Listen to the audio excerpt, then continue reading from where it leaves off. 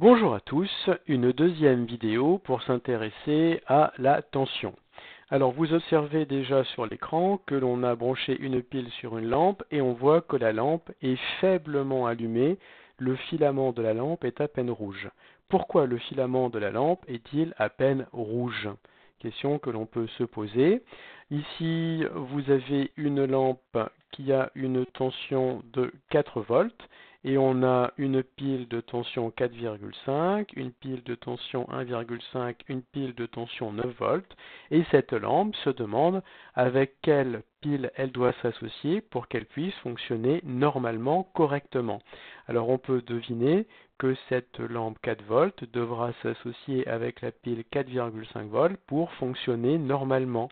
Comme on peut deviner que dans le circuit précédent, eh bien, la tension de la pile n'était pas suffisante pour alimenter correctement la lampe. Alors comment vérifier cette hypothèse? Eh bien sûr, il faut faire une expérience. On va prendre un générateur que l'on branche sur la tension 6 volts. On va prendre une lampe de tension 6 volts. Sur le culot d'une lampe ici, je peux lire l'inscription 6 volts. L'inscription 6 volts, c'est la tension nominale de la lampe. Et je vais faire l'expérience avec cette lampe 6 volts. Voilà, donc ici, j'ai branché cette lampe 6 volts aux bornes d'un générateur. J'ai mis un voltmètre aux bornes de la lampe en dérivation, bien sûr, pour qu'on puisse mesurer la tension aux bornes de la lampe. Et là, on voit que la tension est de 2,94 volts. Et on voit que la lampe ne brille pas très bien, sa couleur est plutôt jaune-orangé. On fait monter la tension du générateur, on la règle sur 4,5 volts, donc ici on lit 4,49 volts sur le voltmètre, et on voit que la lampe fonctionne mieux. On monte toujours la tension 6 volts, là on voit que la lampe brille très bien, elle fonctionne très très bien, on pourrait dire qu'elle est dans une condition optimale de fonctionnement.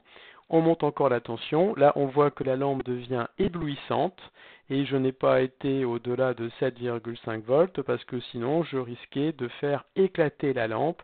On dit dans ce cas-là que la lampe est en surtension. Donc vous devinez que la tension inscrite sur la lampe, eh bien c'est la tension qui la fait fonctionner normalement. C'est la tension nominale de la lampe. Donc si je mets une tension aux bornes de cette lampe inférieure à 6 volts, dans ce cas-là on dit que la lampe est en sous-tension, elle fonctionne mal. Et si je mets aux bornes de cette lampe une tension supérieure à 6 volts, dans ce cas-là, on dira qu'elle est en surtension et elle sera rapidement détruite. Donc la tension nominale de la lampe, c'est la tension qui la fait fonctionner normalement. Et tous les objets électriques que l'on utilise possèdent une tension nominale. Par exemple ici, si je regarde cette lampe, la tension nominale est inscrite, c'est 24 volts. Donc pour que cette lampe fonctionne correctement, il faut qu'elle soit alimentée avec un générateur de tension 24 volts. Je regarde l'étiquette de ce petit moteur électrique, je vois 12 volts. Donc si je mets un générateur, si je fais fonctionner ce moteur avec un générateur ayant une tension inférieure à 12 volts, il va mal fonctionner, il sera en sous-tension. Et si je fais fonctionner cet appareil avec une tension supérieure à 12 volts, eh bien il va mal fonctionner également, on dira qu'il sera en surtension.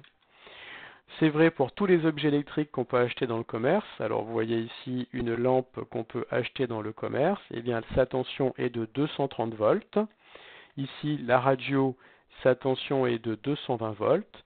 C'est normal, les prises de courant en Europe ont toutes une tension de 220 à 230 volts. Donc tous les appareils qu'on achète dans les supermarchés ont une tension nominale de 230 volts. Ils sont faits pour fonctionner avec une tension de 230 volts.